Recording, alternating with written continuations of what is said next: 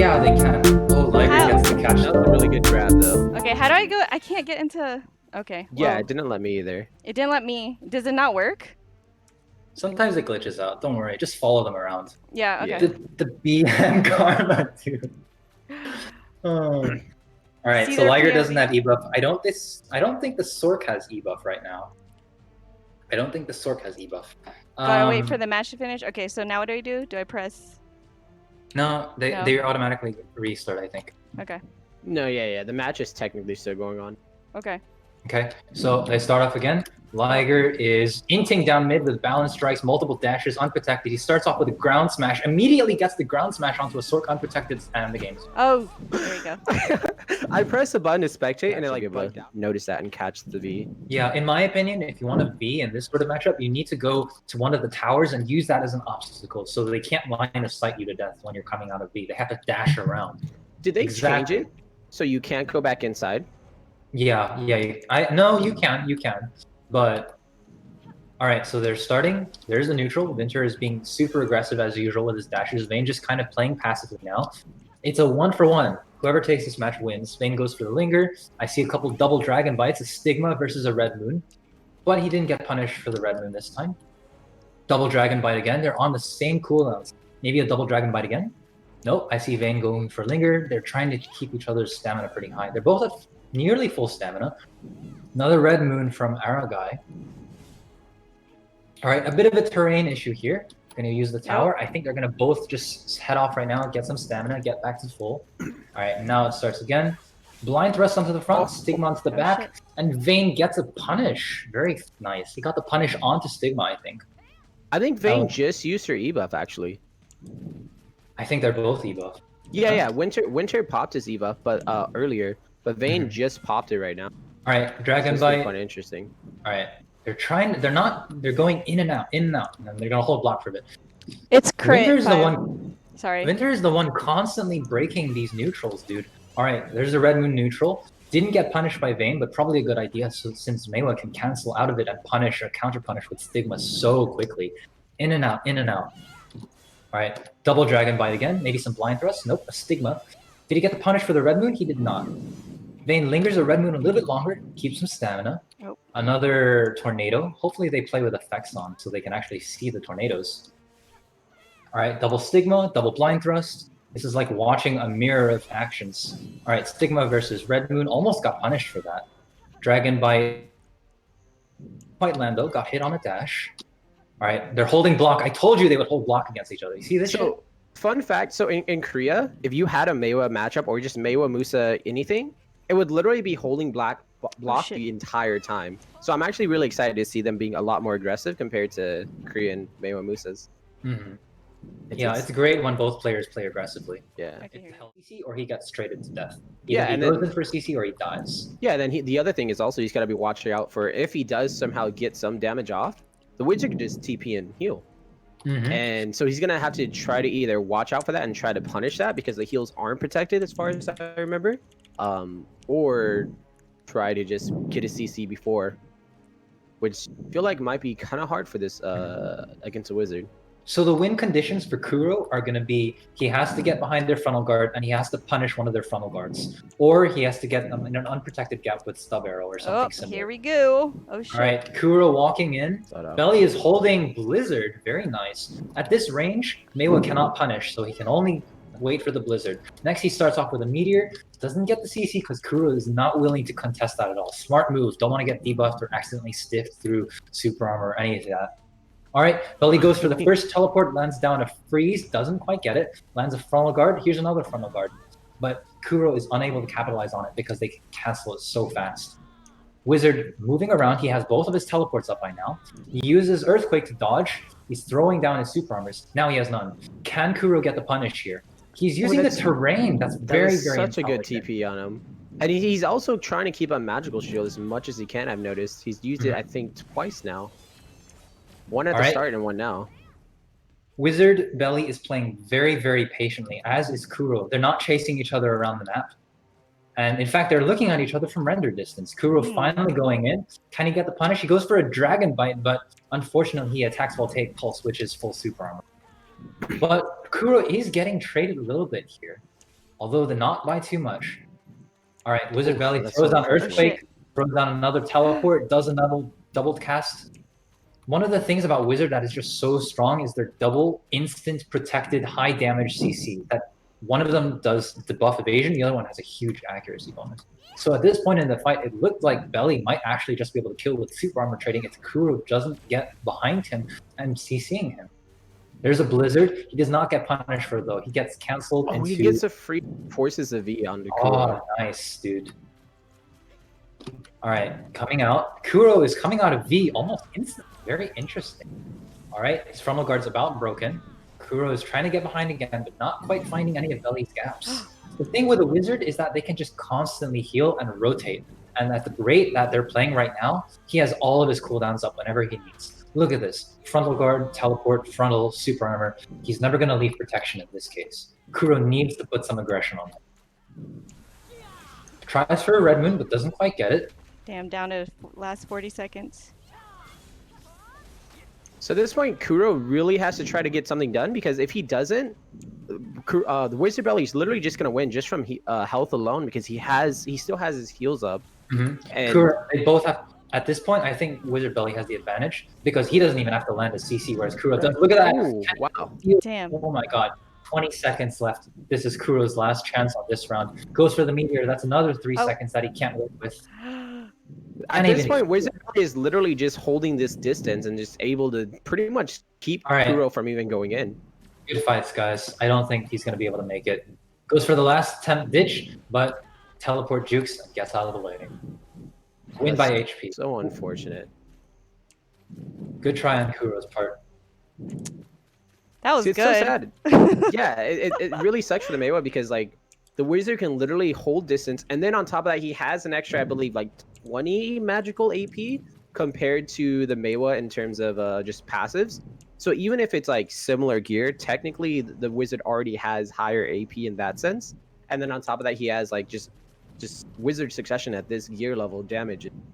Pretty insane compared to Meiwa. So it's just like, it's really unfortunate, because like Kuro's at like pretty much fighting an uphill battle.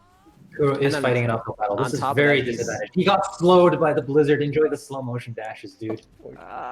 Dash, dash, dash, dash. Can he gap close fast enough? In my opinion, what I would try to do here is suicide towards the Wizard. Because if you don't destroy the Wizard's pacing, they can constantly rotate protection. Yeah. Here's the thing. There are 2 protected rotations for Wizard, and both of them rely on on being able to teleport when they want to be able to teleport. If Kuro doesn't put enough pressure to force out teleports when Belly doesn't want to, then he's going to be able to just super armor, frontal guard, and iframe indefinitely, and Kuro will just die to chip damage every time. And right there, he actually put on some pressure from Wizard Belly. But when Wizard Belly went to TP to heal, instead of trying to punish the heal, Kuro actually backed off himself, and that's so unfortunate, because now Wizard Belly is just going to continue to just control the pace of the fight.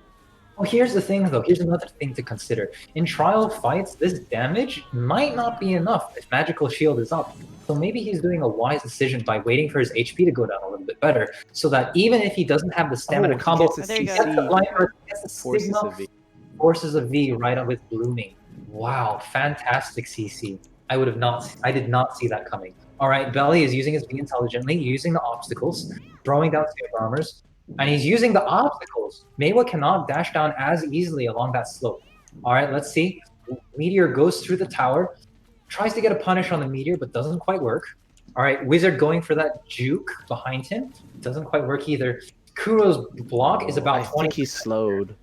And this block is about to break. This is a critical moment. What I would do here is I would buy a little bit more HP and time, and then go super high pressure at the last moment. Oh, I think it looks like that's what he's doing. Oh, he's... All right, he's backing off, getting a stigma. All right, there's a red moon trade. Okay, but Belly teleported away, back to the center of the map. Very intelligent. At this location, he has any number of directions he can teleport to.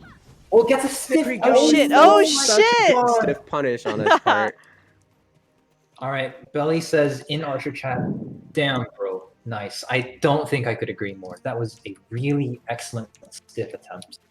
So it's 1 for 1. Both players wanting to move into the next round from the same guild. Good friends. Yeah,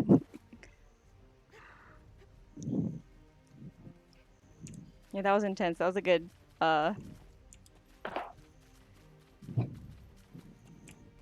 All right, a couple more seconds, and they're going to be going. So it's going to be interesting if Kuro can keep up that pressure that he was putting down this last match. If you notice the difference is like Kuro was actually pressuring a little bit more compared to the first match. He was actually trying to get in and do some damage and trying to get something done. Whereas the first match, I feel like he really just let Wizard Belly just control almost the entire pace of the fight. And Wizard Belly will be taking note of that. He will be Oh, knowing damn. that Kuro is playing more aggressively. But he gets traded during Red Moon. You cannot trade Voltaic Pulse. You cannot trade Freeze. They just hit so freaking hard. And they're an instant CC. If you try to punish them, you will get punished yourself, whether it's with damage or something else. All right? He goes for a frontal guard. Mouse movements it to make sure that he won't get hit. Very nice mechanical play by the Wizard. Frontal guards are their main weakness in melee range, but if you mouse movement properly, then you're all good, even with a frontal guard, my dude. All right? So he's backing off, maintaining this range pressure. He can throw so much range abilities. All right? Goes for a teleport, goes for a magical evasion. He's waiting a little bit. Red Moon trade, but will Belly super armors it. Throws down some more super armor. And another Blizzard play. Is he perma-slowed? Enjoy that minus 30% movement speed, bro. It's just a way to delay. Yikes. If you're at that range, you cannot punish Blizzard no matter how much you want to try, unless you're a ranger or an archer, in my opinion. There's just nothing that you can do. Tries for a Stigma onto the Voltaic Pulse, nearly gets punished for it. Gets the Stigma, but forces the V. I think what Belly tried to do was frontal guard, but Kuro moved way too quickly, and he expected Kuro to back off for a bit, but Kuro followed him instead. Using the obstacles to advantage, Belly at a disadvantage now. Kuro able to play a bit more aggressively, which is all in his favor in this matchup. If you play passive against the Wizard, you cannot win the damage trade. So he does still have his V, which is going to allow him to play potentially a little bit more risky, but I don't know if he's actually going to risk it. Because his health is so low, he could potentially die so quick, even if he tries to play some risky movement. And remember, one of them has to win this round. They can't both end at 50, or otherwise they're just going to have to keep going. Goes for a Dragon Bite, goes for a Freeze, tries to trade using Red Blade, gets the successful trade, but here's the thing, at this AP, there is not really anything a successful trade against Wizard except 50-50 them. Getting the exact same damage that they can. Goes for another Red Moon, almost dies to the I think he actually got slowed. I could be wrong there, but I think I saw him get slowed.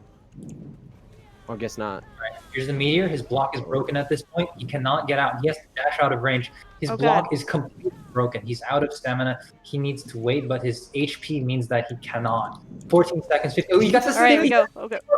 10 seconds. God. Oh, shit. Oh, my God. So close. Come on. Class is going for trades. He doesn't have the Red Moon trade anymore, but he does have Red Blade if he has. 2. He goes for the heal. 1. Oh. Oh my God. Oh, that's so unfortunate. Went to Looks be. like Wizard Belly That was so fucking close.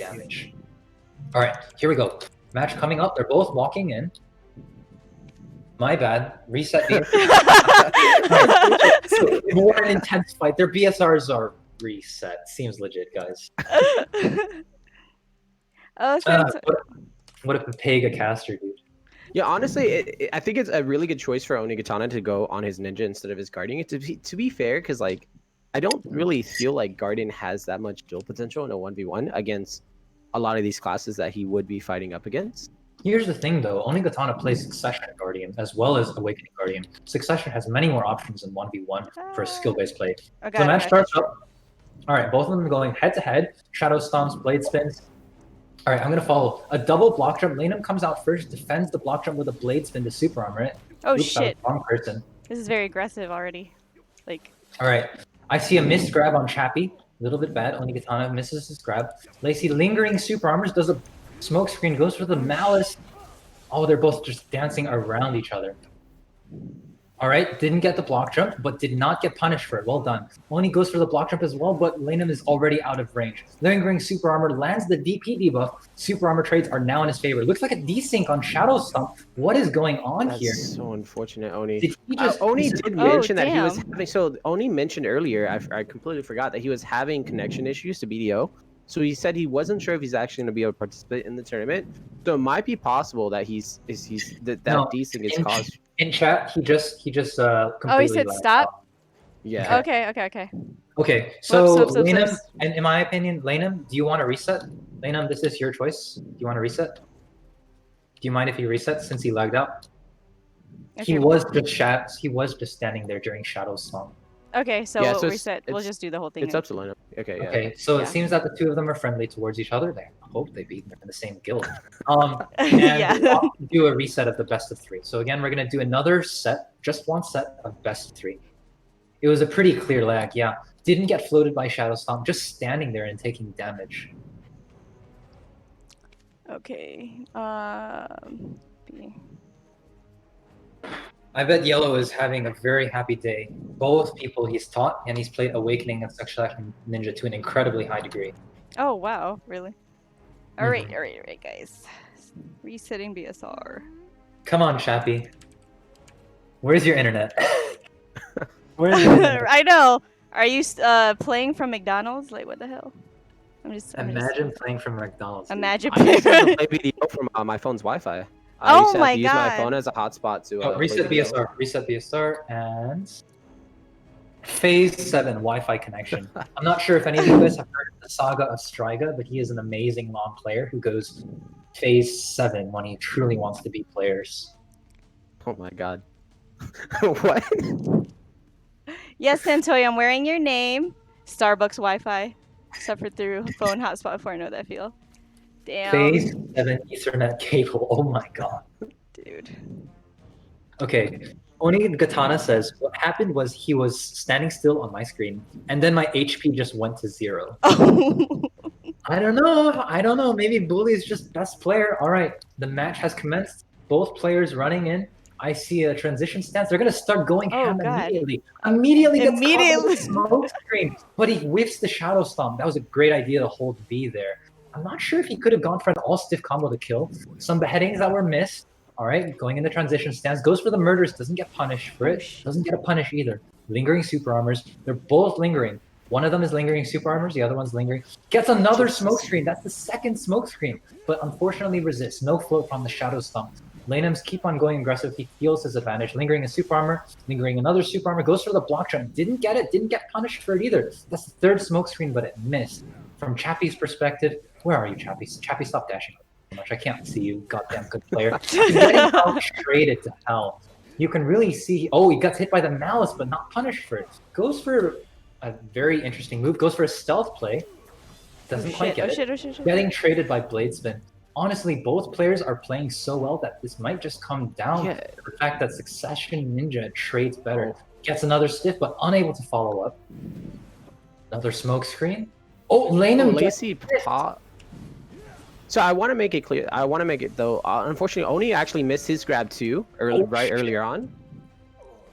So that's Okay. All right. Chappie has resigned. I quit.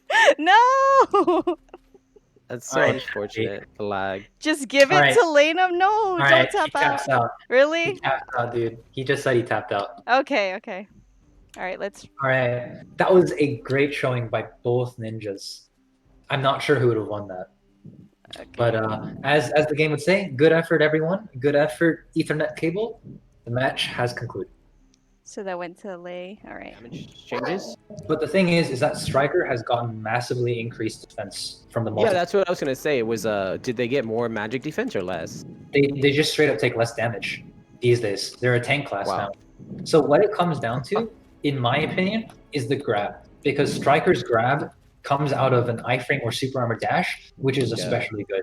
But here's the thing. If he grabs at the wrong moment, then he doesn't have his grab anymore, and there's not really anything you can do to pressure a Suck Wiz if you don't have a grab and you don't have a fast CC that you can get behind someone with. And Striker does not have that ability. It doesn't have block jump. It doesn't have blind thrust. It doesn't have very fast melee CCs that can punish those tiny gaps that occasionally appear when a wizard is holding a neutral.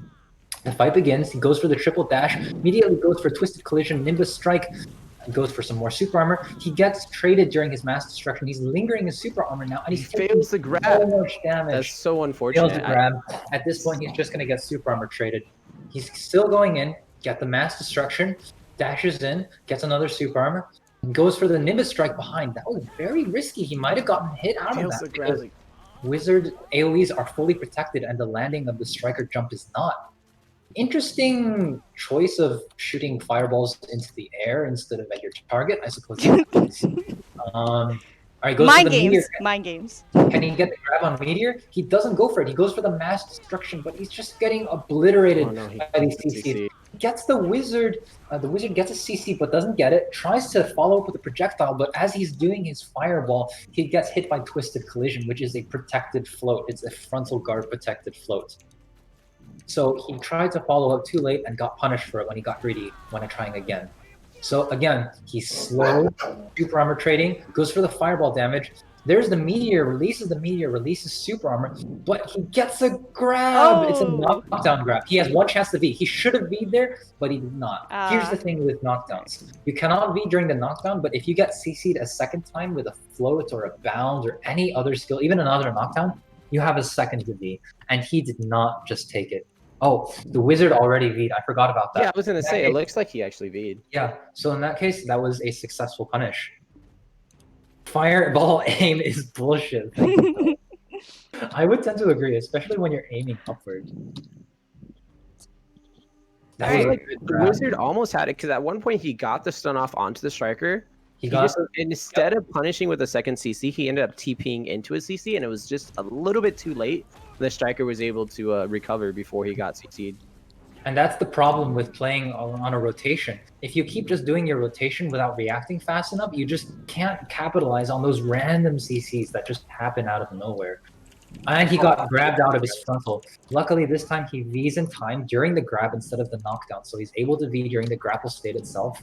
Verde is tempted. Verde goes for the triple, goes for the Nimbus strike into the protected armor, going for that super armor trade. And it's CC, but it's not gonna be help. It's not gonna be enough, dude. He gets this. Oh! I was able to get him so low. Come on. Okay, so the wizard did not use meteor, did not use the teleport, and did not use earthquake to get away from the chip damage. Even though the striker got a incomplete combo, he was able to complete the job with his super armors. Riddle taking it to the next round. He will be fighting Ray, a Sork, for the next. Unfortunately, he says his staff got put away, but I think that's one of those kind of issues that we can't really control because it's just a bug on BDO's side. And they're slow, so Arrow might be able to punish that with a fast legendary beast power into grab, or a fast stiff using his 2 iframes. I haven't fought Tamers lately. Can they still pretty much keep up a lot of pressure with just their I think it's the Void Lightning? So Void Lightning has a cooldown on Awakening, but they have a very similar skill called Roaring, which does not have a cooldown in Succession. However, it looks like that Arrow has chosen the route of actually playing the honorable way. Oh, are you okay?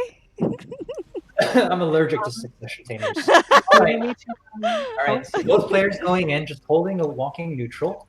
All right, he starts off with a mass destruction. He's lingering, immediately gets grabbed, but it's a decent grab. He tries to iframe out of it, but he does not iframe. Oh shit! Not enough. He backstep iframes. He's trying to get away.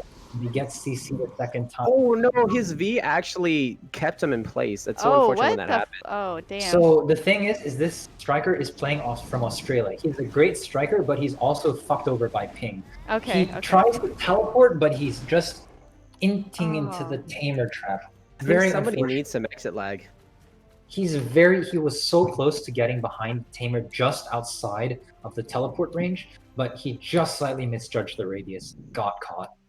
Very unfortunate. Damn, all right. That was quick. It's gonna be really hard for Knight just because of the fact that he has such high ping that almost anything he does is just gonna be kind of RNG on if Desync is gonna let him have it or not. And we just saw that. He tried to linger mass destruction and escape the grab with silent step, but his silent step desynced and he got grabbed and punished for it anyways. All right, both classes heading towards each other. He's lingering a super armor. Tamer trap. No tamer trap. He goes for the tamer is going for another grab. Yep. Forces the V. I think I actually saw Knight try to grab as well right before he got grabbed. I think I saw him try to grab. So it's unfortunate that King just did not let his gets caught by Splash, gets caught by a stun, and gets caught by a knockdown. It's not going to be enough damage. Not enough damage because he got those 2 CCs. He's got a He lot tried to working do against a him. stiff stun and knockdown combo. If you don't DPS during the stun, you simply do not have enough damage against the striker. So Knight has another chance, but Arrow is playing super aggressively in this. He has that power in this matchup. He's gap closing, throws down a Void Lightning. No Void Lightning, gets the grab, but is he going to tank it? Oh. He's still on the ground. He gets away. There's a Void Lightning. Okay, he gets the Nimbus Strike. That was an interesting CC. Pet was unable to save him, and he had to V just because of grab knockdown potential. Both players at the same way, but Arrow's up by 1 round. Opens with a Mass Destruction. Nimbus Strike. Gets in Super Armor. He's trying to stay away from those grabs. Void Lightning gets up. He gets the CC. He gets the stiff. He gets the... But he cannot. But he fails finish the grab and gets punished combo. with the CC from the pet. Oh my god. Damn. So what happened there was that he backed off with a backstep. He got punished by the stiff, by the pet, but Arrow did not follow up fast enough, and he got out-traded for his last 10% HP. That was dangerous, but it barely worked. Great Super Armor chip at the end. Take it for the win. Both players are now 1-1. Next match will decide.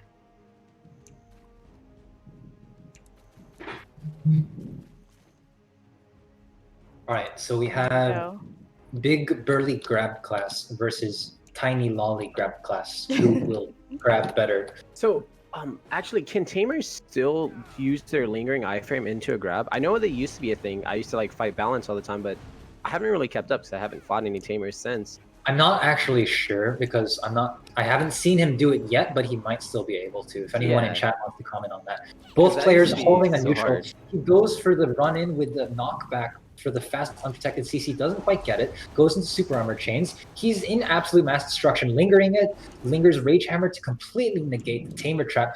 He set up his Wolf Frenzy teleport, Wolf Hunger teleport, so now at any point he can teleport behind the Tamer. Let's see if he's going to try it now. Nope, Tamer is setting up the Void Trap. He's not going to attempt to use it. Immediately goes for the Nimbus Strike into the leg drop for the extra Super Armor. Just being careful with that grab. Okay, he just burned, the Tamer just burned some quick legendary beast power trying to get in. Both players just holding it in neutral, walking up, goes for another mass destruction, goes for the teleport, does not get anything. The Tamer is just moving too fast. Both players are unwilling to go into a skirmish in melee range. He goes for the melee teleport, but he gets punished by the stun. His V is forced out, and he Vs before the knockdown CC can be completed. So now Knight is at a slight disadvantage here. He pops up right next to the pet, but the pet was unfortunately following its master. Void Trap again with the long distance neutral. Neither player can engage at this range instantly. Tamer is getting closer with block and dash. Striker is lingering Super Armor. All right, Knight has set up his teleport. He's used Wolf Hunger. Is he going to use it though? Nope, he goes for an iframe, goes for Nimbus, lingers, walks, and he gets caught by the Tamer trap. He did a dash and then got caught right at the end of his dash, but he cannot get punished for it because the Tamer decided to jump down. Poor timing, unfortunately. Gets the mass destruction CC, but it's not gonna have enough damage. It's not enough. Did not get the bound on Rage Hammer for his follow-up. He sets up the Wolf Hunger again, so he has a teleport available using Rampaging Predator at any moment now. But he's not going for it. Again, both players are just holding this neutral at 50% HP. Any combo can win at this point. He goes for the silent step to get out, but gets grabbed. And gets punished. And grabbed and killed. So at the last moment there, the Striker tried to move out of the Tamer trap with a sideways iframe. But the thing is that Striker iframes are very hard to use because of their long cooldowns. And Arrow immediately capitalized that with a fast engage into a grab. Oh, this is going to be an interesting matchup. So it looks like it's going to be an Archer versus a Ninja. But the Ninja is... Yes, Archer versus Ninja. The so Ninja this is yellow. So this is General Moores versus Yellow. So these two are actually on the same 2v2 team. So it looks like they're going to be playing against each other. Yeah, this would be an interesting matchup. Like I was saying earlier, if it was any other Archer, 100% would just be like, no way the Archer wins. Ninja all the way, especially with Yellow. But General Moores is probably the only person that I would actually have somewhat faith in potentially taking a round off. But honestly, I feel like even if he takes a round off, I don't think he's going to be able to play well. Like, I don't think he's like Yellow. I feel like it's just Yellow's match to lose. And I don't think General Moores is going to be able to like find enough errors from Yellow to win 2 rounds. All right, the match has started. Yellow going in. Yellow's just running around. Morris has just holding a range neutral, not even charging anything. Very intelligent. Are they Just just walking into trolling? melee rounds. Wait. They appear to be just chilling. They're just going hanging on? out. They're gonna have All right, lunch. here it goes. Here it goes, guys. Wait, no. No? No. Doing this, boys. All right, I think it's gonna be an auto attack for the 1v1. It's gonna be auto attack to death for the 1v1. Oh wait, the match No, didn't it's start. not- The it's not timers. started. It's not Yeah. started. It hasn't It's not started? That's started. why. What? You gotta start the match, yeah. Oh, sorry. I was like, what looking at the happened? time, I'm like, All right, I was gonna be like, what? I thought I started it. I guess I did not. I did something wrong. Okay. So in my bet, yellow is gonna go in with a lot of ghost steps, running in for the first couple. But the moment that he gets even close to seeing Moors, he's gonna have to start doing his protected movement. Because the thing is with Archer, piercing light and Luthragon's call have immense range. They will hit you when they can't even see your nameplate, only your body. My guess is that Salandras is gonna walk in, see yellow, hold piercing light, and just wait for yellow to enter him. Oh, that sounded bad.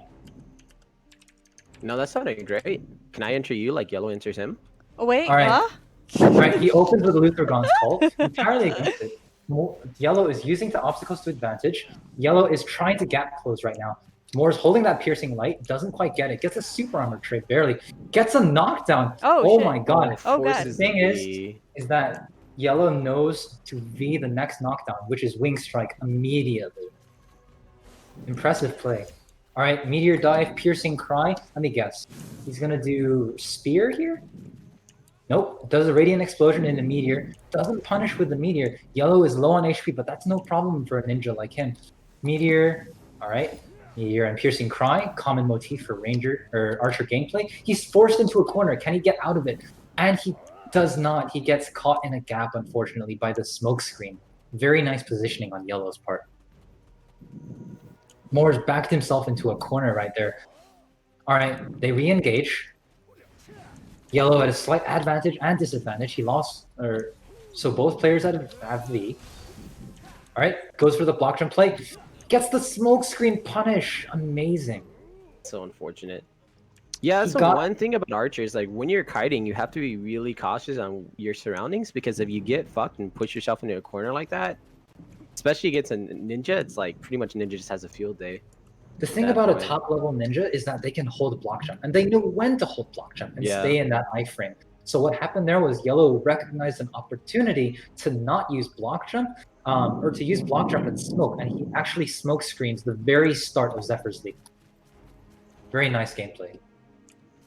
Hey, do you guys remember which people got DQ? Because I accidentally I scored it wrong so that it doesn't look like a bye. It looks like 2 wins. You know what I'm saying? So no, that's fine. Okay. It's fine. If it's 2 wins, it's still fine because they still pretty much go on to the next round. Moore's backed into a corner. He's going to do Meteor. He gets the Meteor punish. He gets the float and immediately forces Yellow to V. Yellow is actually at a disadvantage now. Both players are 1-1 in the rounds, and Yellow has his V forced. He got the immediate V stealth grab.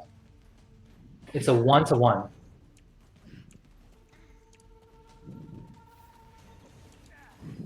He gets a CC from Wing Strike and is able to go in for practically pretty much Archer's version of shotgun.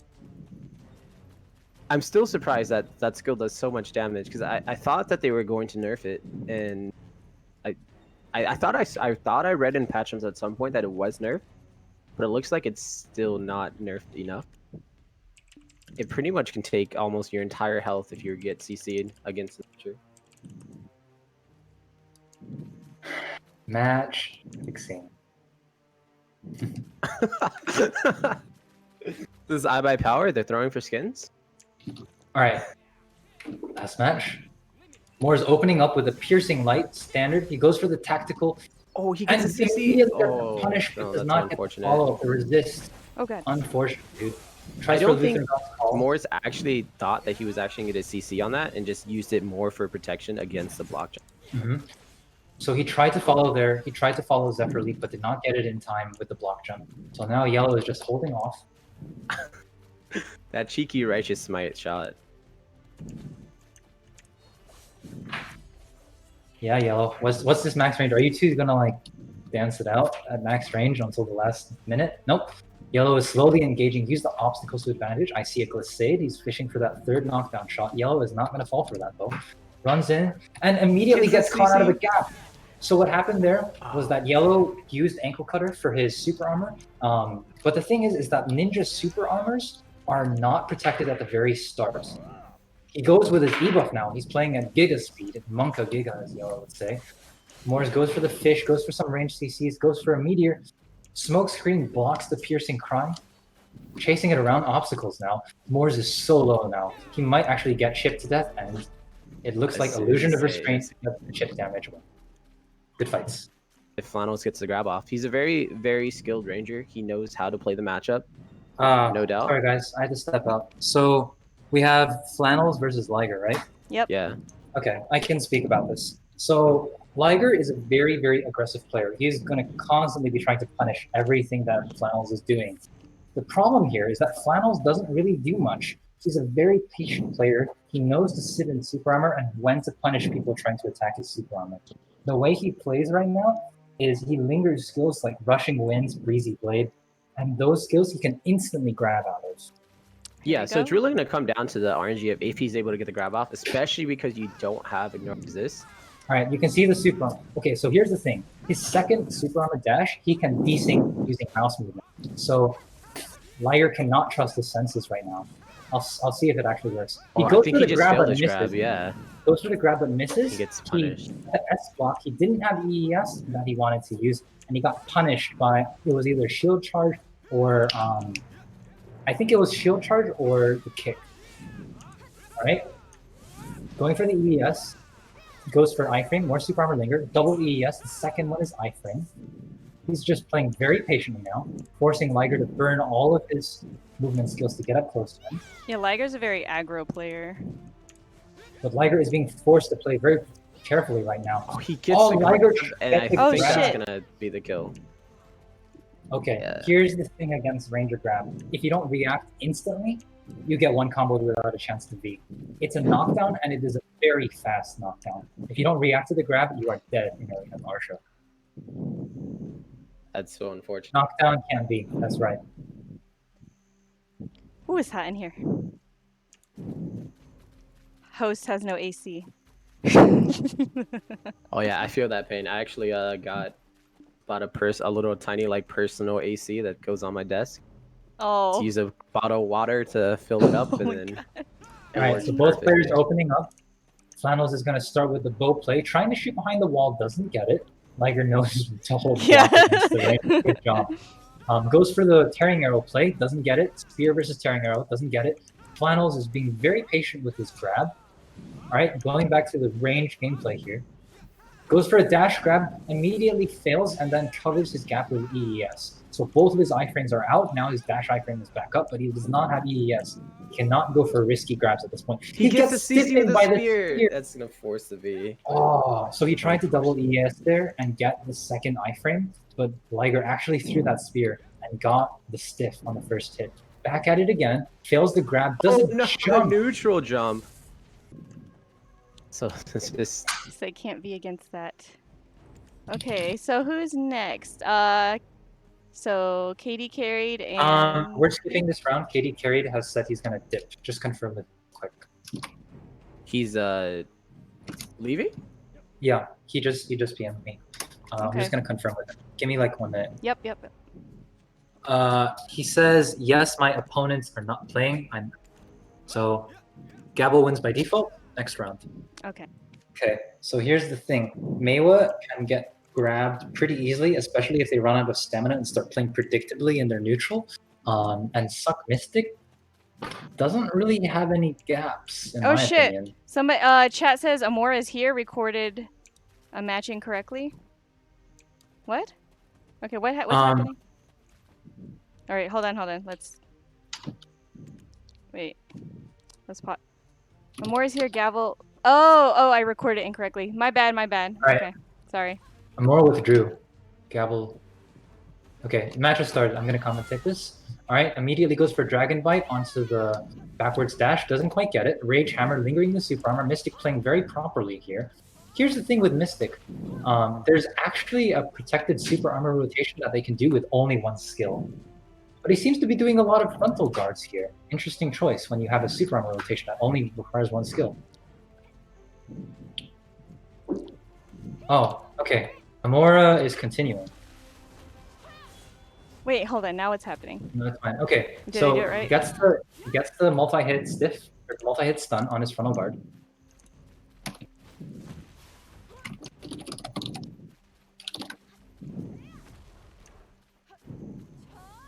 All right.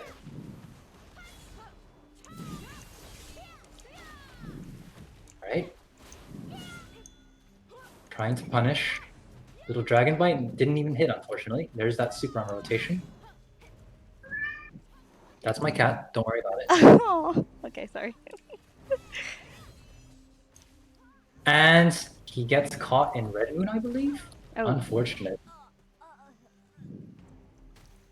Okay, Amora wants to continue. He just knew his opponent wasn't there. Okay, so Amora is KD Winning by carry. default. He's just winning by default. Okay. Yeah, I think cool. I fixed that. Can someone just check to make sure I did it? I fixed it? Yeah, it's fixed. Okay. Sorry, guys. I fixed it. I was being... So I guess my mic was muted. Oh, so you were talking. Nice, dude. Whoops. Alright, Vayne going in with the multi-dashes. So Vayne just popped his E buff, it looks like on my screen. Yep, it looks like they both just popped their E-buff. Yeah.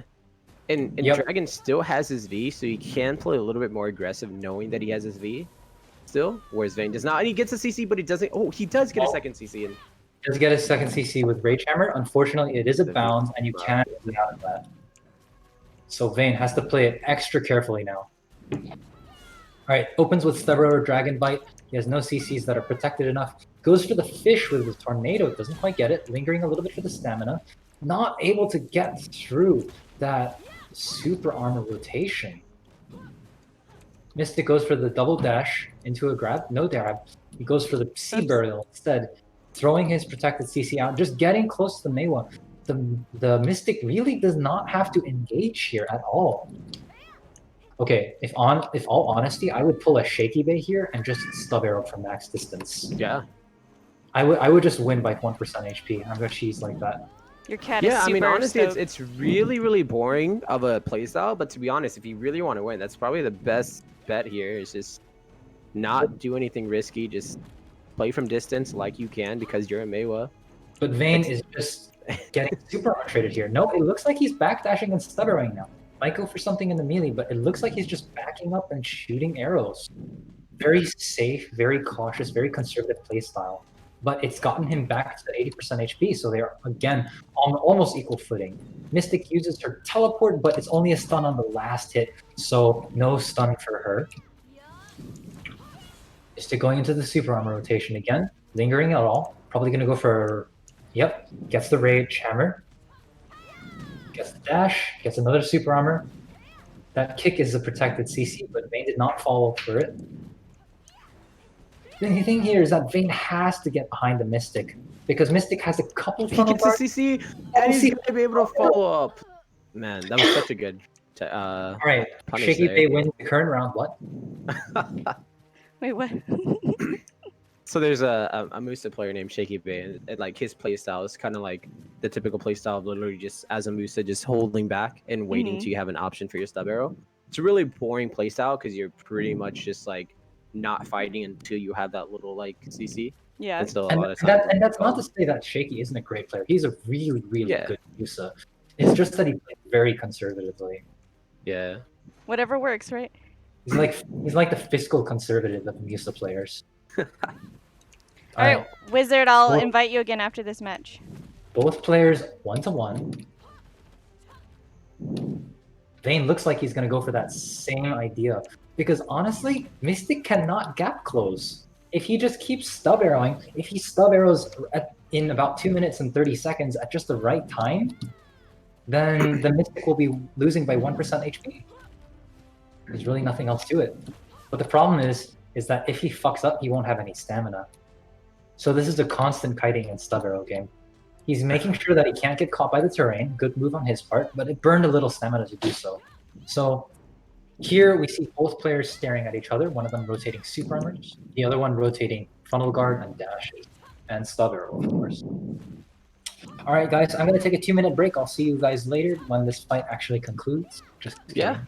I mean, you're not wrong. This is basically what's gonna happen. Vayne understands that's probably one of his best win conditions, and so it's either Yomitsu is just gonna have to, or Dragon Zoo is gonna try he to. gets Ooh, chipped by the spiral cannon. His So HP is a little bit low, unfortunate. but he gets a stub arrow, and he gets the Wow. cover, and then he gets the knockdown. Impressive. Yeah. that was such a.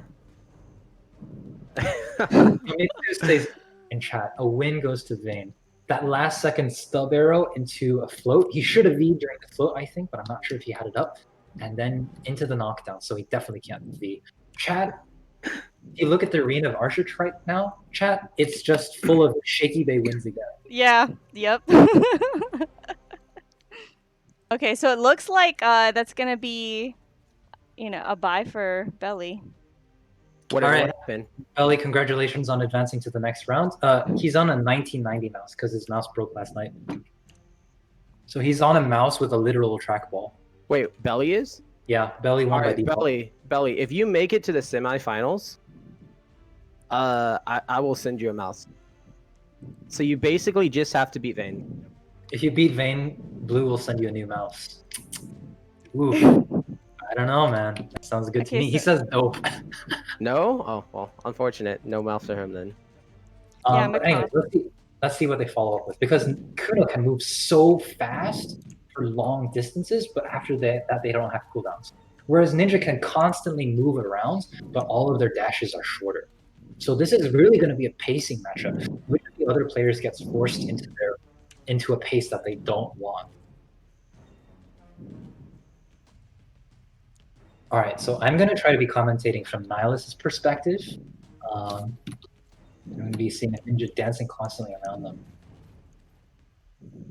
All right, Nihilus running in. Nihilus running in with the Ghost Step, playing both players super aggressive. Tendon Cutter, Smoke Flash Slash immediately catches, but he whiffs the Shadow Stomp, and Block Jump Grab immediately catches the Shadow Stomp. Amazing initial engage. Gets the first CC, but whiffs it and immediately gets counterplayed. Both players pop out again. I see a single cut. All right, so that is the Flash Slash down. There is the Tendon Cutter. Lane successfully avoids the Tendon Cutter. And Laneham is immediately hit by Block, immediately hit by Shadow Stomp from the side. So what Nihilus did there was he moved to the side with Ankle Cutter, that he was able to position a Shadow Stomp at precisely the right angle to get rid of Block.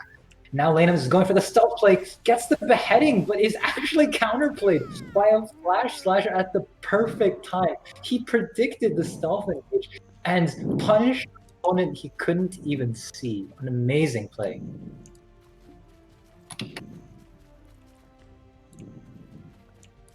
All right, so Nihilus is up by 1. Laneham is down by 1.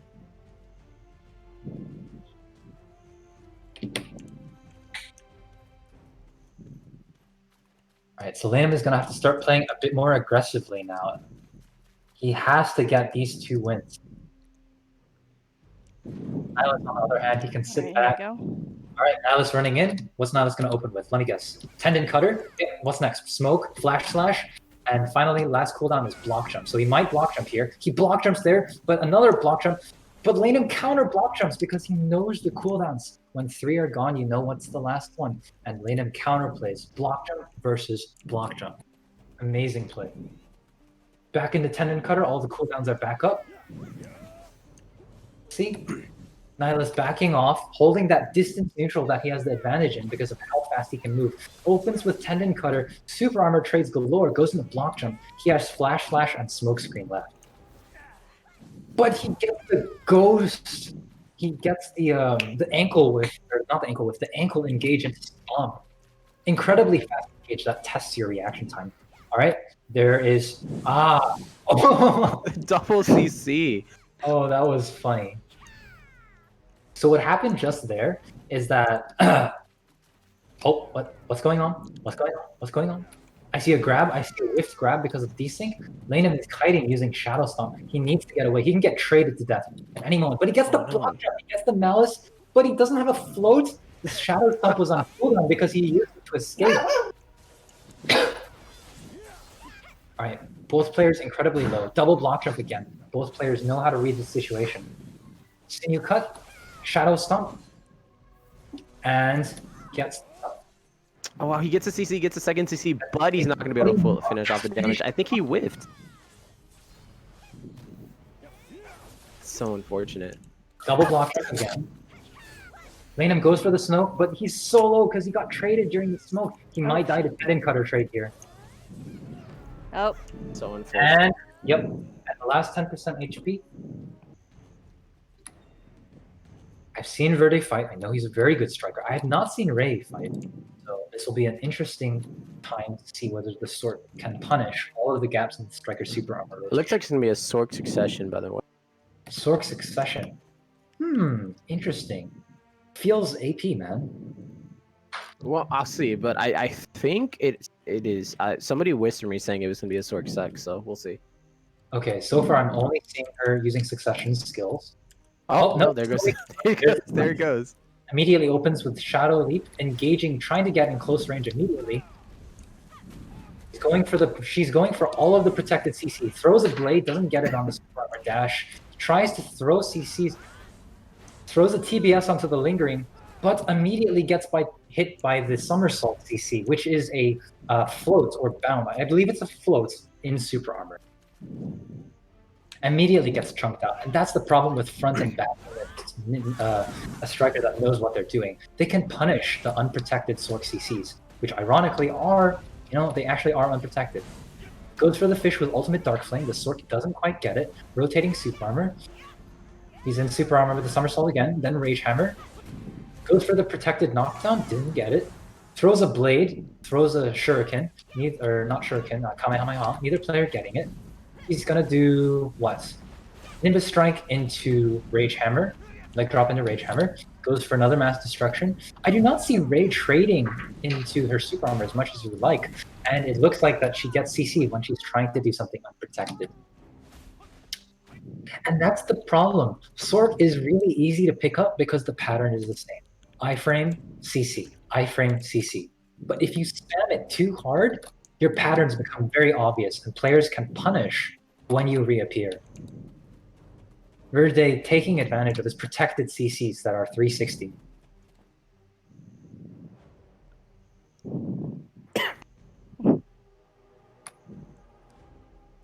Liger, my boy's kind of cracked on some banana flavored crust. Hey, thank you for the follow. All right, the match has commenced. Here we go. Ray is going in again. Midnight Stinger, Signs of Agony, C-Swap after iframe, iframe and Awakening, Blades of Darkness, goes for Fish, Midnight Stinger, doesn't quite get it. She's going to start throwing protected CCs at his super armor rotation now, throws a blade, does not catch the somersault, which is unprotected in the very start. Goes for a Signs of Agony Fish, interesting choice, and now she's trying to throw damage. But the thing is, you cannot throw damage as a Sork unless you're back attacking them, otherwise it's just not worth it. Summons a blade, not using the blade though, just staying out of his melee range. He's out of protected CCs though, so he should be doing something unprotected now.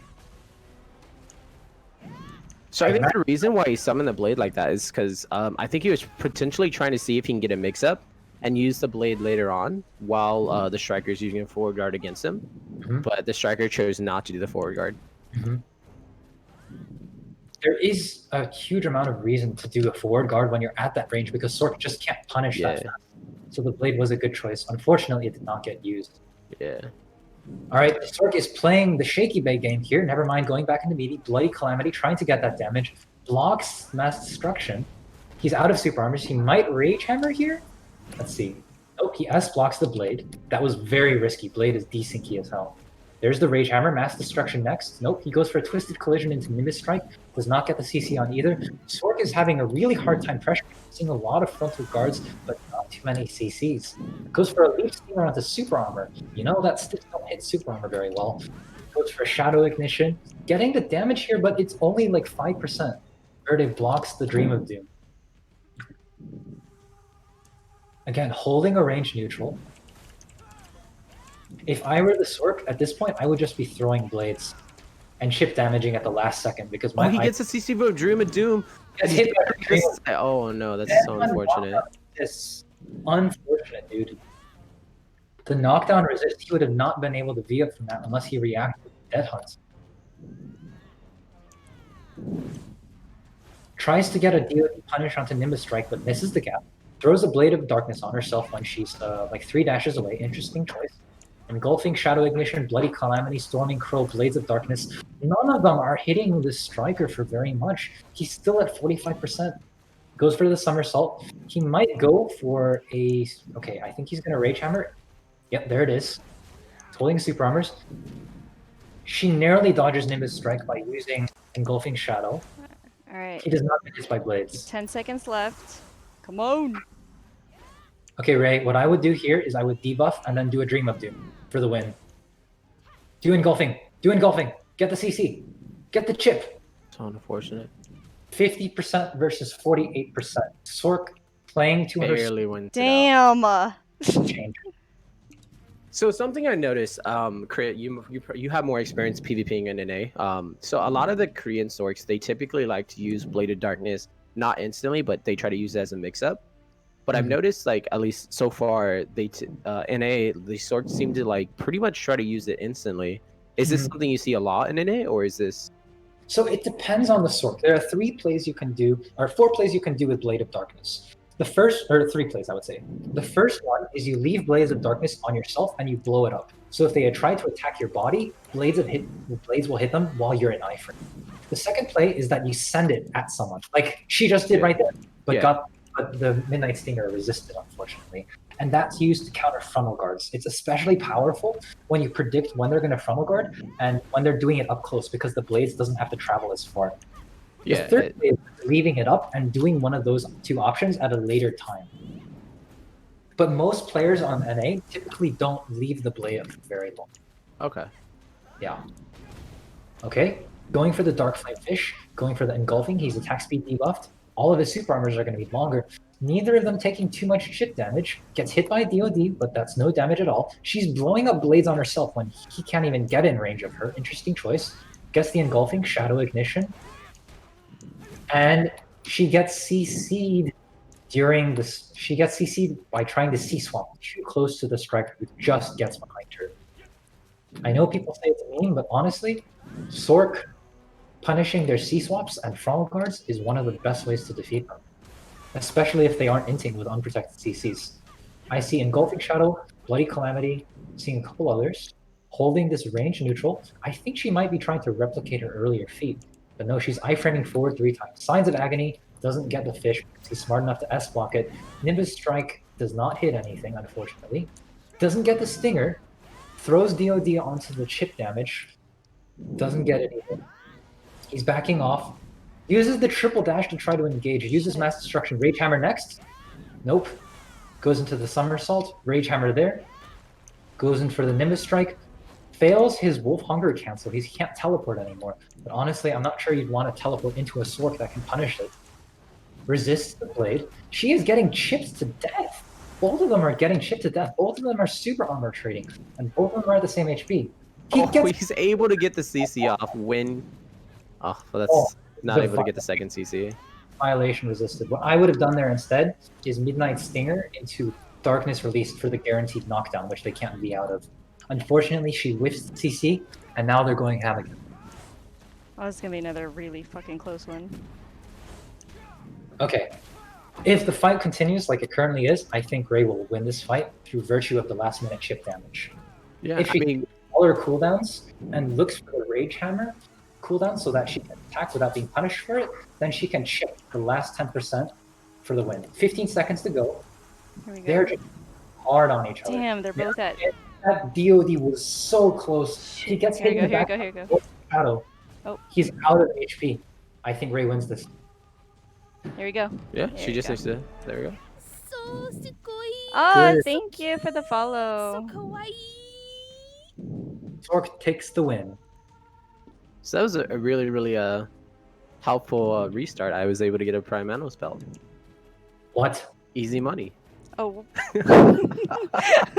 On one hand, we've got Tamer and a Ninja. On the other hand, we've got Blue enhancing Manos accessories over there. Yeah. No, I just opened up the rarity box shit and give me a Prime Meadow spell. What? I'm gonna open Dark Sealing Magical Stone. Do it, do it. Open your sub. All right, It's the I got it. perfect I got Caphras and some Hunter Seals. Let me see if I Hey, can. look, I opened mine too. Oh, I got Caphras. I got one Caphras, dude. You're carried. I'm getting Caphras, and you're over there getting Narc. Dude. I know. So they're saying, so the chat's saying Sork is class carried because he played the timer. So it looks like that the match has started. They're holding a distance neutral. Tamer is engaging. Sork tried to Storming Crow up the ledge. Did not work. Sork is not striker, unfortunately. Can't monkey jump. A lot of Storming Crows here. I don't see a lot of C-swaps. There's the first C-swap. Blade of Darkness is up. Tamer is going to have to go be for the aware. mix-up. He's going to go for the mix-up. Sork is walking around, which is either 500 IQ or negative 500 IQ, depending on the player. No punish by the roaring. Not roaring, sorry. The stiff, which is Fearful Tremble. So he actually got out a second blade there. I think that's what he was waiting for, to get the second blade out, and he tried to like. It looked like he tried to get CC with him, but it didn't work. So what just happened was that the Tamer laid a trap right in front of the Sork. The Sork used Engulfing Shadow, Iframe, and then Bloody Calamity. Bloody Calamity is, when used in this fashion, an instant super armor trade that heals, but it is unprotected and there is a gap. And unfortunately, he takes that V and immediately gets grabbed. Match 1 goes to the Tamer.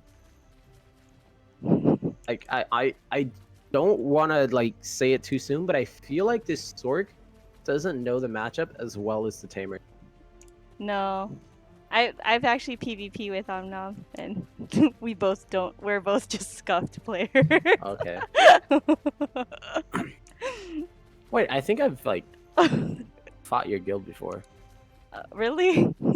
We don't really. Our guild doesn't. You guys aren't deckable, right? I don't think so. I don't know. We don't really do anything. I think I made karma bombed. Somebody. I'm commentating based on my own perspective because the stream is delayed, so I'm trying to get every single bit of the action in real time. Okay. Whereas real time. All right. Lays down the Fearful Tremble, walks after funnel guarding. Interesting choice. Does a Nightmare, gets punished for the Nightmare, instantly Vs. Nightmare on a Tamer is generally not a good idea in that sort of melee situation because Nightmare is unprotected after reappearing and during the disappear and reappear. All right, Sork lays down the Blades of Darkness. Neither player is willing to deal with the Tamer trap. Successfully avoids the Dream of Doom by the Tamer, or by the Sork. I see Midnight Stinger, lots of Storming Crows here.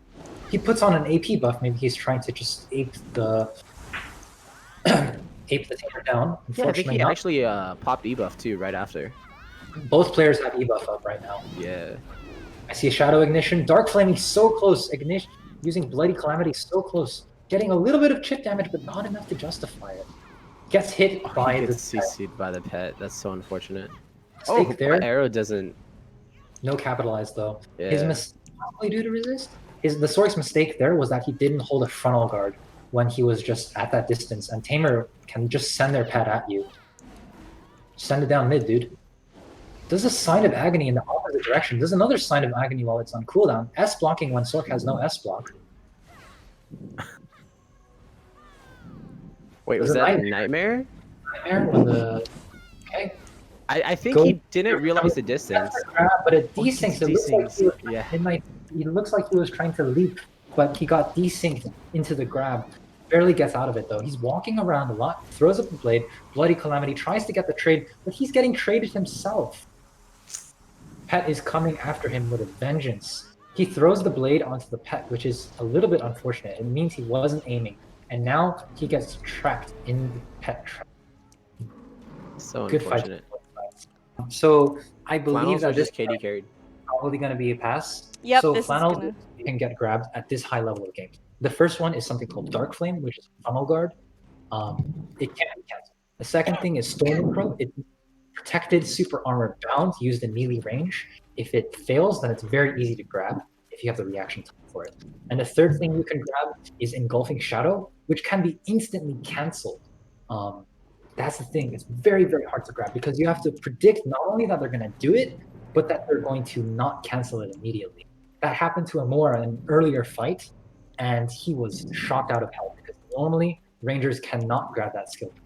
The match begins. Flannels is running in, probably going to open with Fury Arrow. Nope, he's going to go open with a ranged knockdown. All right, who else is seeing this rogue Hylong in the arena? Me, it's fine. All right, Flannels is going for the super armor rotation. You know, what I would probably do here is I would back into a corner and treat it like a history. Oh my God, he's able to get the CC, but he's gonna need a second CC before, and he doesn't get it. So Amora's gonna be able to live. Oh my God! So here we go. He's gonna play very defensive to get some health back. Otherwise, Melissa uses Nightmare, hides behind the obstacle. He was very smart, but that was so risky to hold V for that long. Actually, never mind. He couldn't hold V. He was spamming. Yeah, he was very risky to hold V because he could have gotten chipped to death at the last second if he didn't do his skills properly. But both players are now actually back to full HP, so it looks like this fight has reset. Flannels goes for a grab on the Dark Flame, but doesn't get it. He punishes stiffness, and he's gonna force Flannels into V. Flannels has 50% HP, but the only difference is if they try to play out the HP timing, Flannels doesn't have a heal like the Sword does. Okay, so let's see. What happened there was that Amora punished the skill called Elven Rage, which is frontal guard during the initial charge. He used Leap Stinger to get behind and punish during the charge portion. Incredibly fast reaction time or prediction. Both players down their V, very even fight in my opinion. At this high level, I would say it's a 50-50. I do not know who's going to win.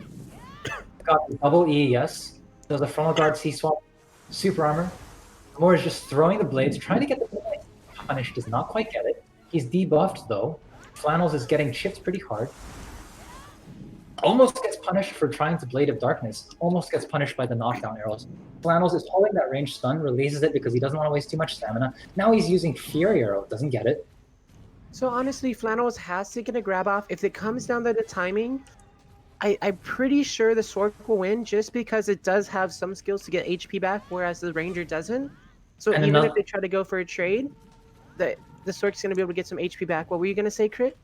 And another thing is that in a trade, Ranger has more super armors than frontal guard. If they frontal guard against a Sork in melee distance, they're dead.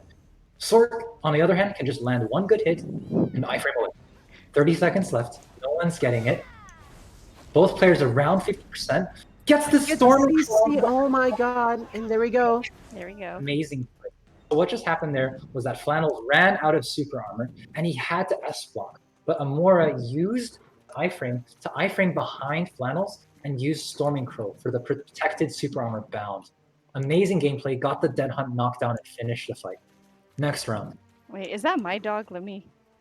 Did I do that? No, that's not mine. Okay. Yeah, Santoyo, no. All right, next round. It's okay, it's just a bug, but we all like puppies here, right? Such a cutie. Your voice is like so soft. Let me just say. So much... Literally going to tear out. No. Alright, Flannels. Alright, Flannels opens with the Blasting Gust and super armor. They're just holding a neutral at this point. Amora is trying to get a CC. He wouldn't be trying to super armor trade at this point because there's just no point. At this stage, with 2 minutes and 50 seconds early into the game, Flannels can just regenerate all of the super armor trade damage. So both players are going to be going for a CC right now. Flannels uses his BSR Elven Rage for the additional extension time on his protection. Using Rushing Winds, desyncs it for a chance at a grab. Doesn't get the grab, but he does manage to escape using his iframe. He tries to punish Nightmare, but doesn't get it. Almost got the punish onto Nightmare. That was very cleverly played. Gets the Nitrous Tremble, does not manage to go and mouse movements it properly so that the Sword cannot get behind him. It's a Thermal Guard skill that can be easily punished, but it can be mouse, and Flannels has extreme mechanics. Sork engaging with the Rushing Crow Stinger. Rushing Crow Midnight Stinger, my bad. More Leap Stingers. Amora is playing extremely aggressively, and Flannels is trying to just wait until he can get that perfect opportunity to grab. Will he get it now? He doesn't go for it. Goes for the EES instead. Gets the knockdown. Gets the CC. Flannel's gonna actually have enough damage this time around to get a kill after the first knockdown. And it's gonna be 1-1. This is gonna be a very interesting fight.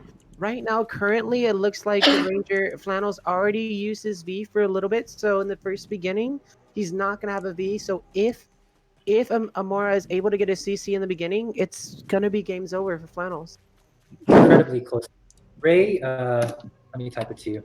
He is one of the best MMA. Belly Flannels likes is your one- voice, Melissa. Belly likes it. Oh my god, Oh. Belly, I love you. Mwah.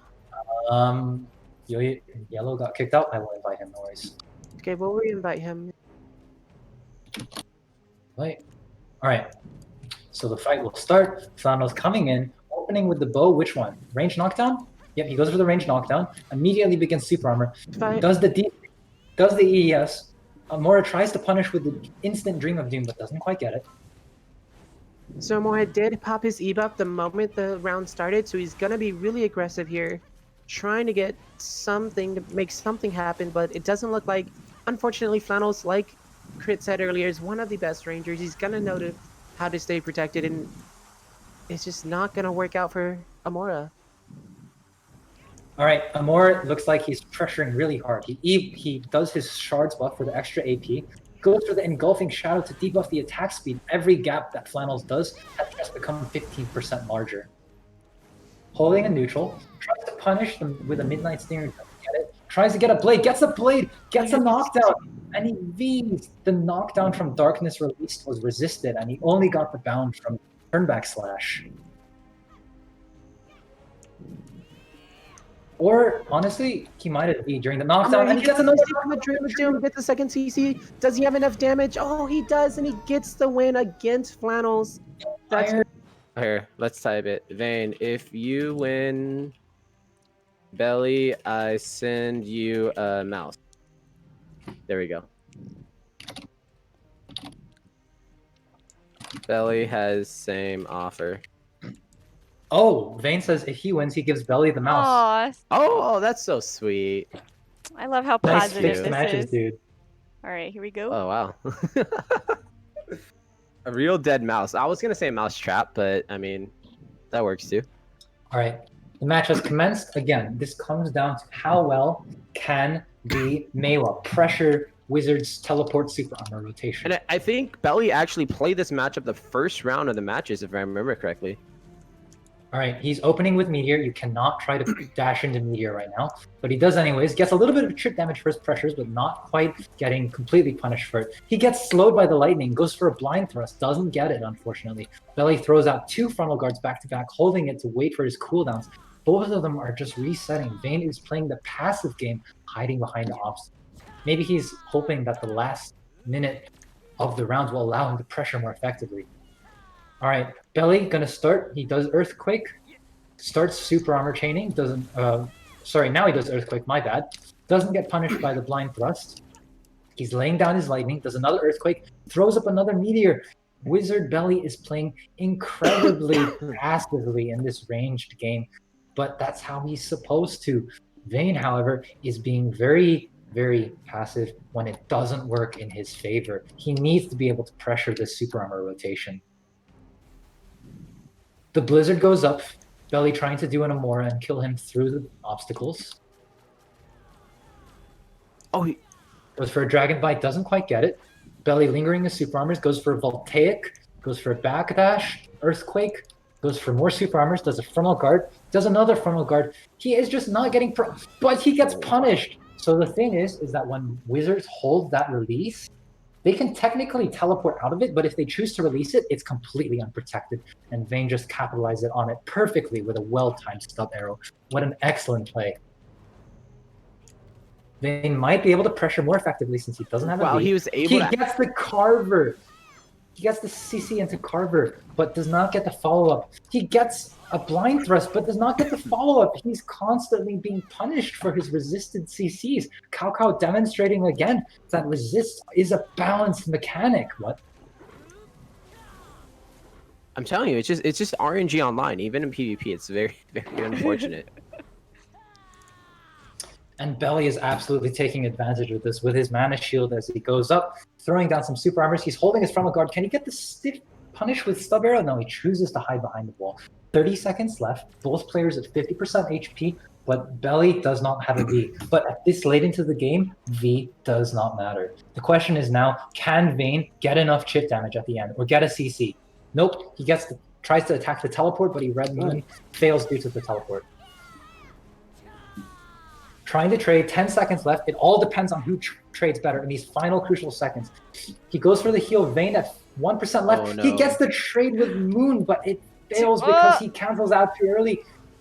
And it looks like Belly gets the win with his super armor trading.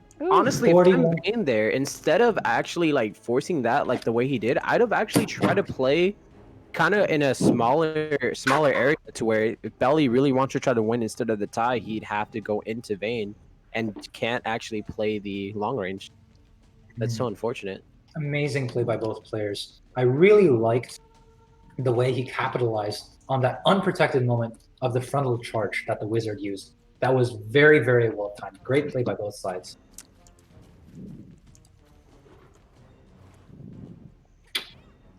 You're smiling too hard. Who, me? I'm smiling. Why am I'm drinking, so I'm happy. Kush. We got a typical Blizzard into Meteor opener. Neither player willing to follow each other. Goes for the sudden step arrow. I'm not sure if I would have done that, to be honest, because there was no reason for him to teleport and thus create any gap at all. And Meteor is fully protected, at least from the front of the situation.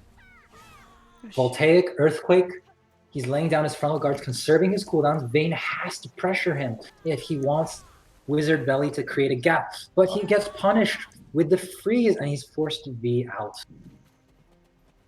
Meteor is not fully protected. My bad, guys. I'm sorry.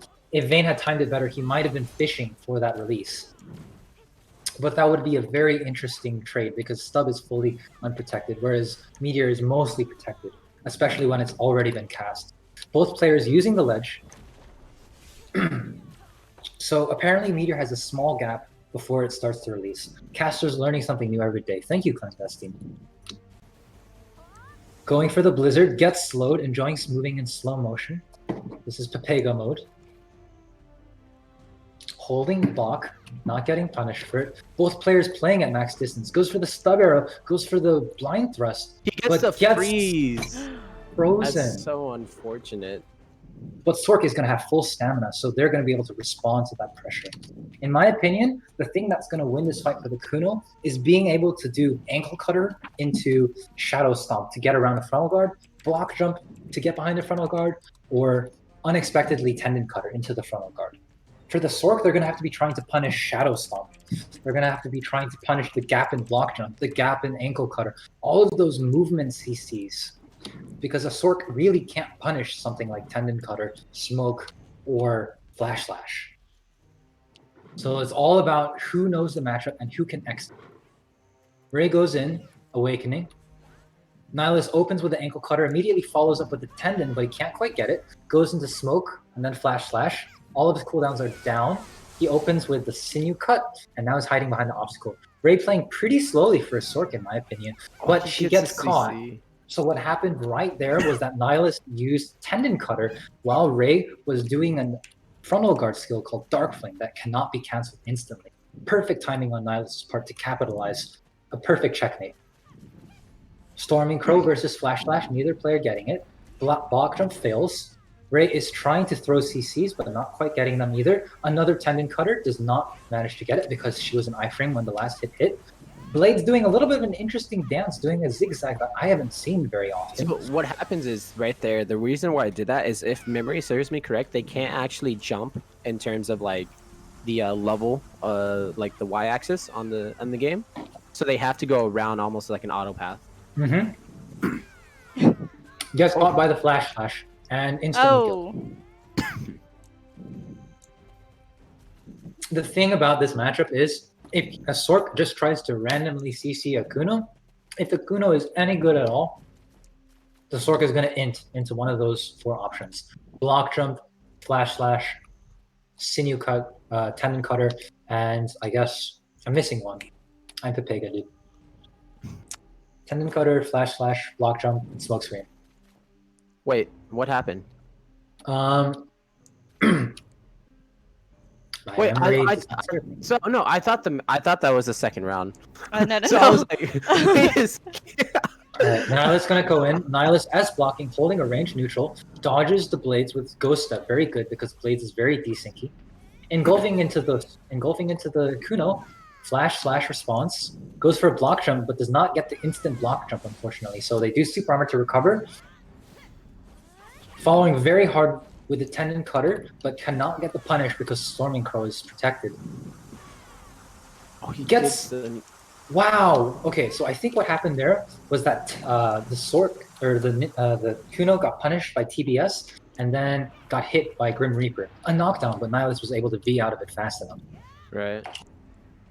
I apologize if I do get it wrong. It might have been Sinew Cut. No, it wasn't Sinew Cut. My eyes are deceiving. The Pega dude. There's a Sinew Cut. All right. There's a Tendon Cutter into Smoke, into Flash Slash. Now there's only block jump, so I expect a block jump. No block jump here. There's the block jump. All right, Tendon Cutter should be up. There it is. Going into the Smoke and Flash Slash. Going for the nuke with the runes. Interesting strategy against an iframe class. Here's the Smoke. You're not going to... Wow. Instantly fast. No catch on the Tendon Cutter. Sork is just kiting right now. You cannot front and back a Kuno because they just move too amazingly fast. You have to predict their engage. Goes for a Flash Slash from the smoke screen into the block jump. Does not get either of it. Oh shit. Ray's gonna throw a blade. Does not get it. Slow Shadow Stomp, but does not get punished for it either. Ray gets out of range of the Tendon Cutter successfully. Goes for an Amora play with the full charge Dream of Doom. Midnight Stinger, but does not get it. Block jump, punish, V. Nice block jump timing. It looked like he was able to block jump either Violation or Turn Back Slash, I think it was. I think turn back slash. Yeah. I don't think... Okay, interesting. Was that a Dream of Doom? Was that a Dream of Doom I saw onto the V? I think right outside of the V, yeah. And he's going for the second one. Going for the Amora plays, dude. Tendon Cutter, punished. Hey. If you do not react fast enough to Tendon Cutter, you are a dead Sork. Oh, thanks, Mimo. I'm trying. Thank you to the casters for making this not, you know, not awful.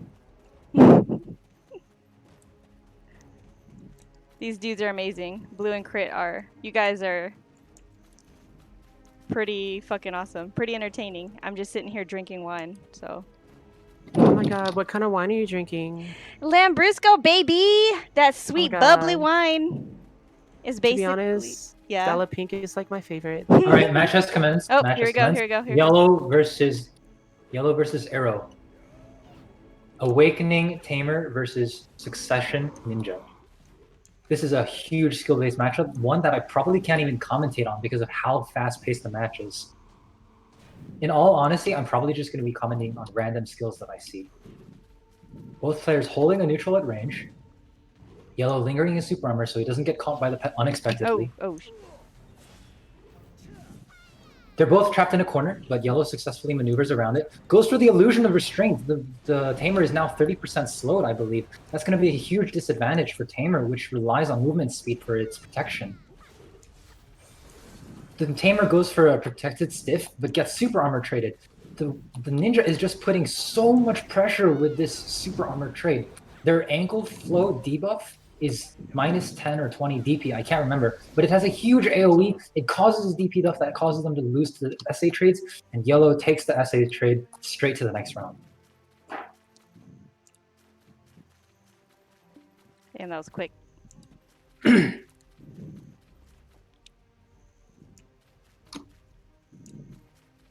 Doing a good job, woohoo. Oh, thanks, Mimo. Filter spamming my Norelio chat command. Chat. He turned down the opportunity to cast with me. His loss. I'm kidding, it was last minute. So. Arrow was here we kicked. go. Oh, all right. I think. Okay, Yellow is doing an amazing CC combo on Arrow. Kicks him out of the tournament entirely with the CC. Oh god, oh god, oh god. Alright. Pause.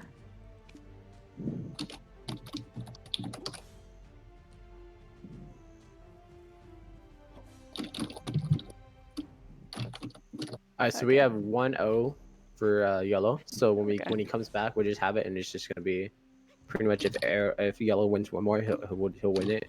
Okay. All right. So hold on.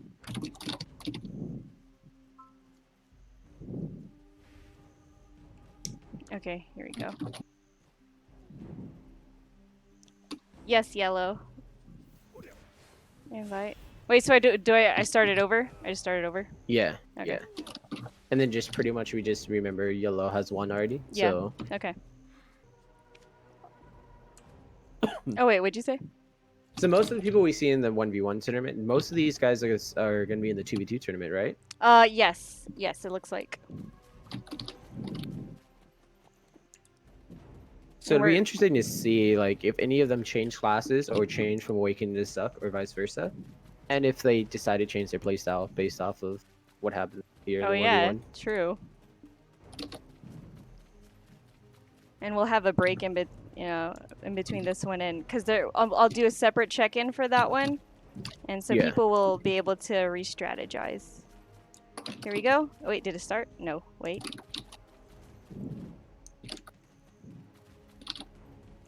Hold on. I think Arrow might have to change stuff. Oh, all right. It started. They're going. All right, we immediately begin. Again, this fight is just too ridiculously fast for me to commentate, so I'm going to not be doing play-by-play. I'm going to be commenting on plays that I see that are especially nice.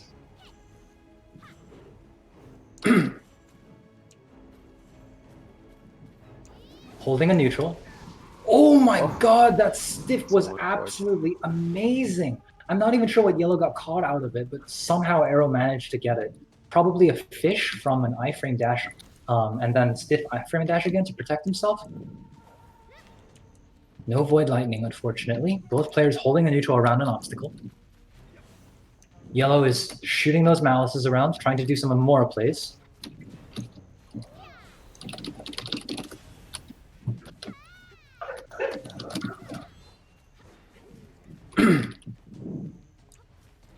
Kiting around. Arrow is now trying to avoid getting super armor traded because he knows Tamer cannot super armor trade the way a Succession Ninja can, but it can possibly CC. Mimo said Arrow used Howling to get behind Yellow's frontal. It's a ranged stiffen. Oh, he gets Oh it. my god, gets the roaring. This That's Yellow hilarious. doesn't have his V, so he's gonna be able to get the kill. Wow. All right, So so it's one 1-1. more. Yep. Yeah. Wait, are they 1v1ing for GM? Let me find out Arrow is our new GM.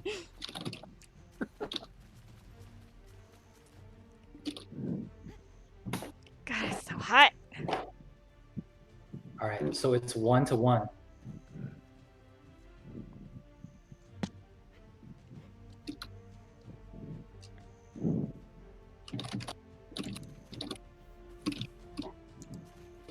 All right, Pet is summoned. Ninja is in. Ninja going for the stealth play.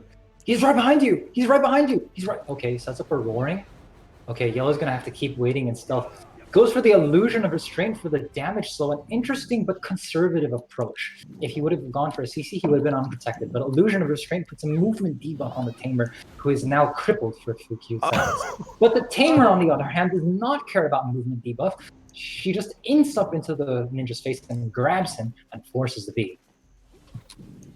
Dog OP, capitalize on the dog, dude. Nice CC by the dog, nice follow-up by the Tamer. Void Lightning causing the zoning effect again. She's dodging block jump with like 3 dashes in a row. Goes for the Moonlight Ride. Cloud Ride, my bad. Going for the S block. Both players holding a neutral. Yellow at a slight disadvantage here. Both players have popped E buff, and Yellow has popped V. So, slight disadvantage here.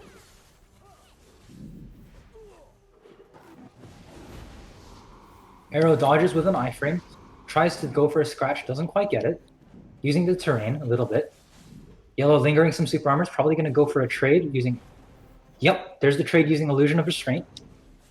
Goes for the ankle cutter, only hits the dog. He has to stay protected even when he's out of range because roaring is such an excellent skill. Goes for the block jump smoke screen, does not get it. Improper timing, but an excellent fish opportunity and not able to be punished. Something he did there that ninjas I've seen Yellow do it quite a few times is use the tamer pet for his movement. I don't know if you noticed it, but pretty much he used I think it's his Q when he throws out his shurikens. But because the tamer was out of range, he uses it on the pet to cancel into his I think it's Oh SE. my god, the damage Oh. trade. All right, So so unfortunate. yellow. So yellow wins. Yellow wins. Okay, so what I expect to see in this fight is Belly is going to be kiting around, and Amora is just going to be constantly pressuring with damage traits such as Shadow Eruption, Shadow Ignition, Dream of Doom, Engulfing Shadow, Turnback Slash, Bloody Calamity, these sorts of things. He's just going to be constantly going for those back attacks. If you watch Amora at the very start, I guarantee he's going to Shards of Darkness buff for the extra AP.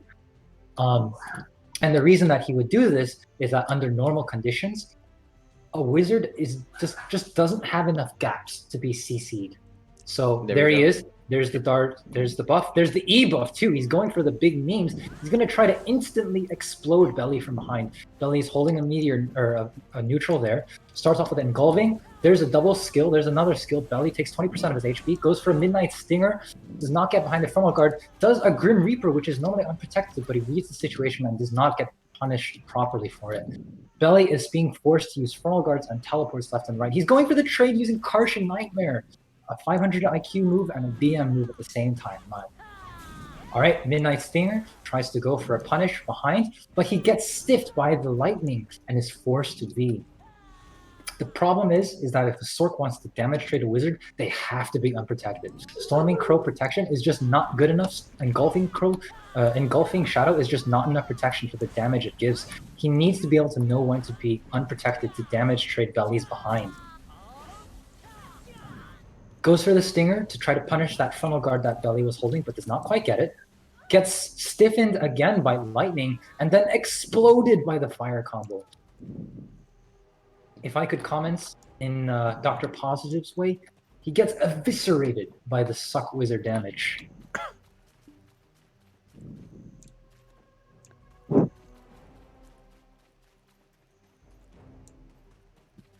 Man, chat's going wild over that Belly win.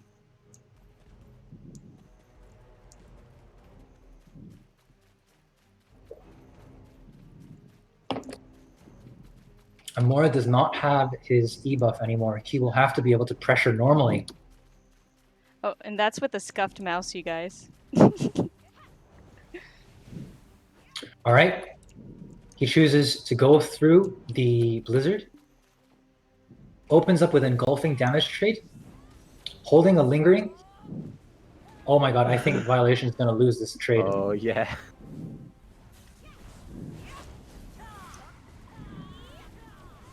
Goes for the Russian Crow TBS trade, gets multiple hits of damage on. As you can see, Belly is being forced to burn his teleports because he has to heal. That is the only way you can pressure a wizard that knows how to play around not getting CC'd. Gets the Midnight Stinger punish, amazing. Wow. I think that might be his only chance to get a CC just because of how well Belly is playing this matchup. It's possibly the only actual punish he's going to be able to get. Yep. Oh, Belly pops his PA. So this will be interesting to see what Belly does with it.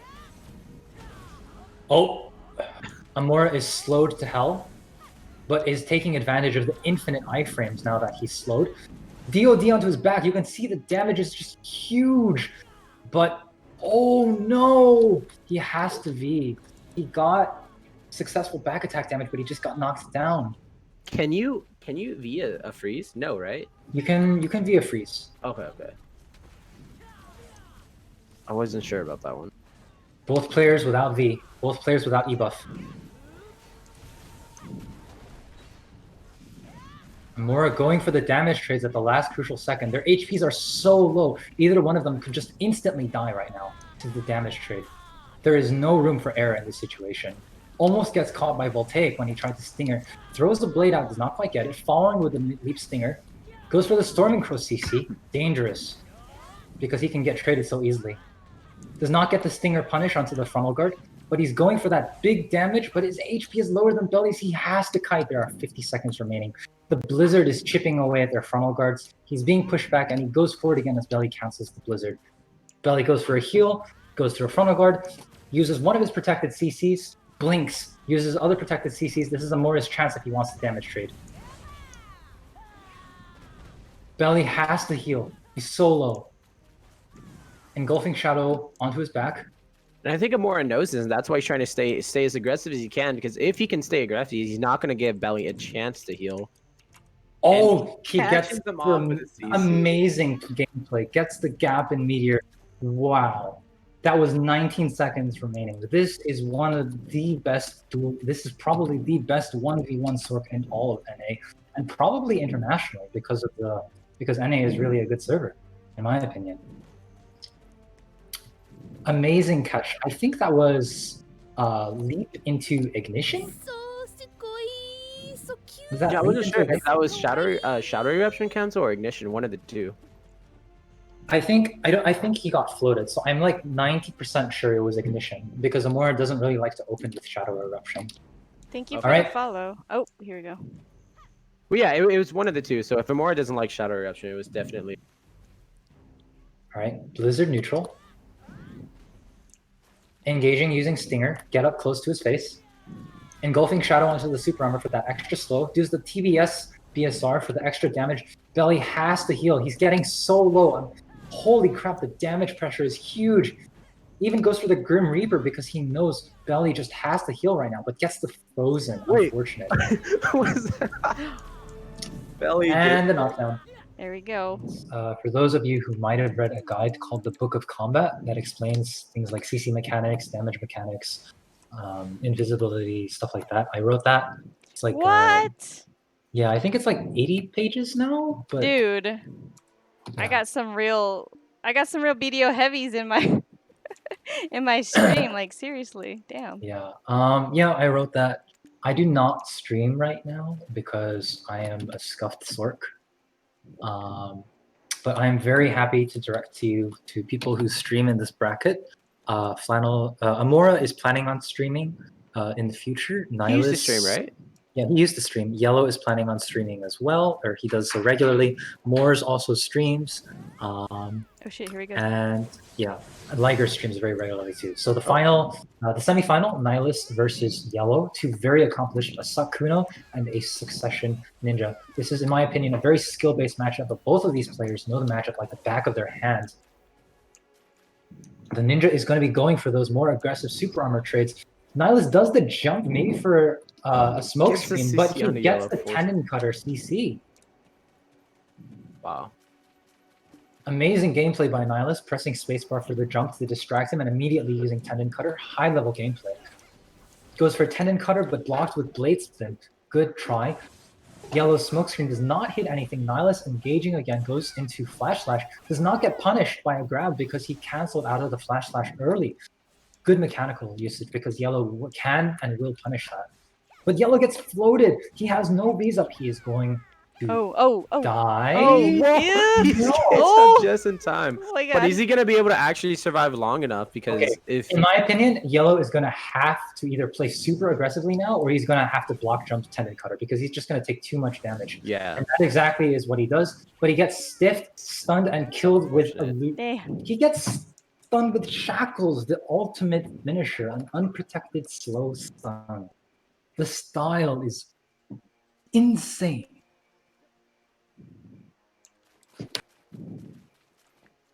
damn. Oh, Santoy is asking about your book, if he can get access to it or how. Oh, there you go. Oh, and oh wait, sorry. Let me permit. My bad. Nice. My bad. My bots suck. All right, there All you right, next round. Both shit. players entering the neutral, immediately beginning to fight. I see Malices. I see a Shuriken Flight into Super Armor. Sinew Cut is zoning. Nihilus tries to get in super close, super fast, goes into a block jump, but does not get the punish because Yellow is too far away. follows up with a tendon cutter, but is countered by smoke screen. Yellow going for the super armor trades now that he's landed the protected debuff, but he gets floated and almost instantly kills by the rune combo that Nihilus has used, taking advantage of the absolutely huge damage that Kunos can output when they put. Yellow opens with a beheading immediately out of V, but gets CC'd for his trouble, and Team A has won a match. Congratulations, Nihilus. I was saying earlier, is as you saw with with Yellow resisting so much, is literally as a trial character you don't really have ignore resist, so like it's really just praying to RNG at that point. And especially if like say for example Wizard Belly pops his mana shield and gets the extra CC or extra resistance, it's literally just going to be like Belly able to just try to super armor as much as he can and like still trade damage pretty easily against the Kuno. So Reezy is offering some really interesting comments. Reezy is probably in like one of the other best suck Kunos on the server right now. He says the Kuno has to rely on block, otherwise it gets slowed really easily. And so you have to balance block while constantly inching forward with iframes. It's a very good point. Wizard mobility is actually not as bad as most people think because of its double teleport, earthquake, and other skills that allow it to move pretty quickly. And the thing is that their damage is absolutely absurd. As we say that, Nihilus is able to get like half health onto Belly. I think that may have been something with a back attack. I think that was his rune combo. I'm not sure. I missed it. But unfortunately, he gets stiffened for his troubles and instantly has to V. And just like that, Belly's back to full 100% health and pops his magical shield and is ready to fight. Santoyo in chat says it's Earth Response, Earthquake. So those are two of the skills on top of the two teleports. Wizard is actually pretty mobile in this fight. Yeah. And Nihilus gets traded. That's unfortunate. Goodbye.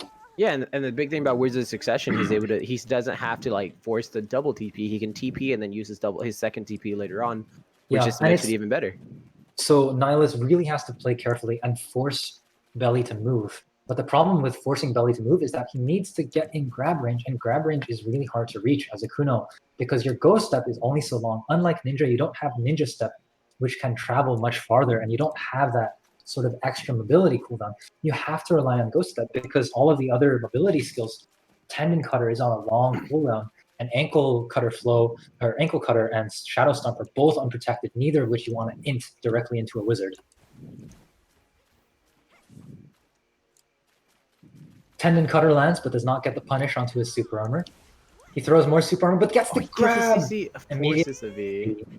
That's so unfortunate, the thing about the Ninja Kuno grab. If I remember correctly, it's not a knockdown, it's a bound, correct?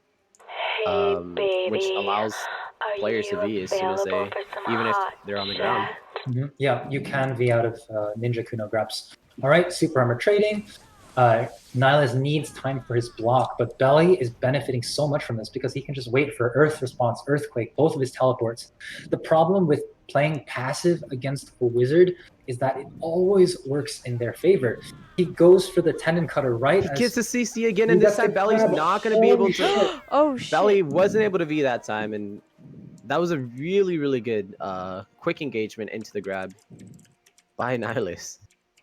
Thank you, Bummer Summers. As soon as you mentioned the fact that he can't play passive, it's almost like you were just talking to him. He was like, "Okay, I'll go in," and gets a quick engagement into the grab. And this time around, Belly doesn't have a V, and so just finish off the damage. Final round. According to an expert Kuno in the chat, this is a 50-50 matchup, and after seeing this, that exactly is what it looks like. Yeah. All right. Nihilus is going to have to play aggressively, and he knows that, but he has time to wait out before he needs to play aggressive.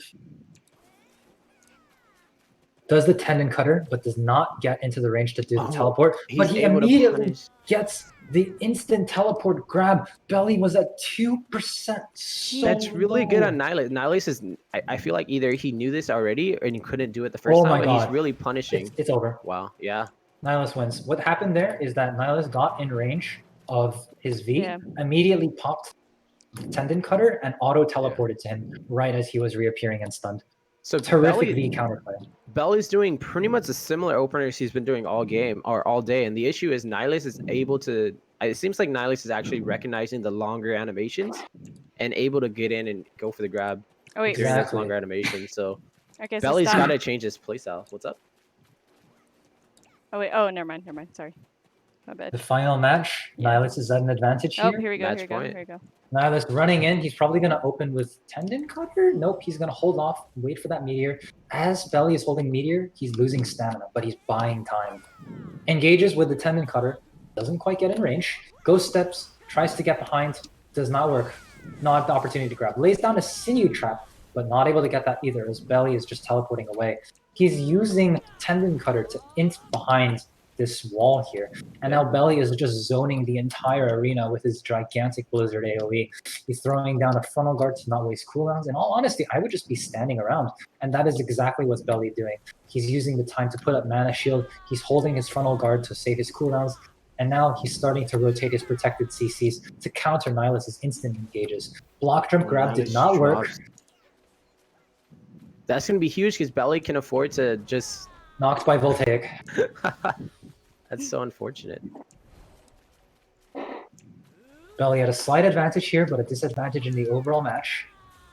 Throwing down Voltaic, throwing down Earthquake, rotating properly. Whereas Nihilus going for the stealth play, he almost gets it, but he gets traded for his troubles. Voltaic goes down, and the Stiff is fishing. The freeze goes down. He has no protected CCs left, but he throws that Meteor to cover that gap in his cooldown rotation. Excellent play. Voltaic is back up, does not get punished by Tendon Cutter, as both are super armor. TP's the block jump.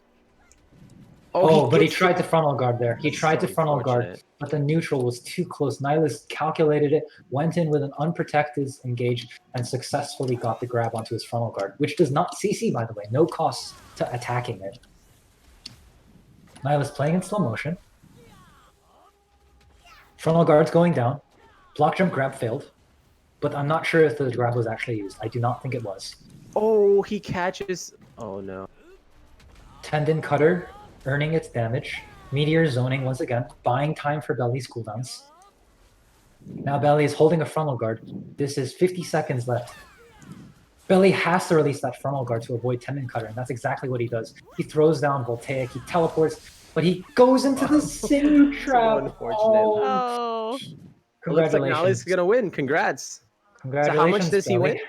He wins $20. Hey, okay. A good little $20 Hey. come up. There you go. Yo, $20 Steam gift low-key- card. Low-key, I think Belly is the real winner. He gets a free mouse. Yeah. He gets I a mean, free mouse. There you go.